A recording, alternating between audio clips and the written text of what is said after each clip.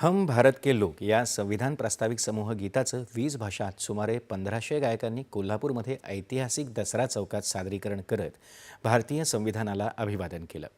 या उपक्रमाची world book of रेकॉर्डमध्ये नोंद होणार आहे।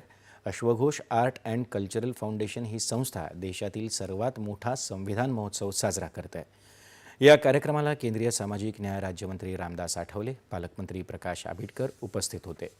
संविधानाला मानवंदना देणारा हा कार्यक्रम पाहण्यासाठी नागरिकही मोठ्या संख्येने उपस्थित होते।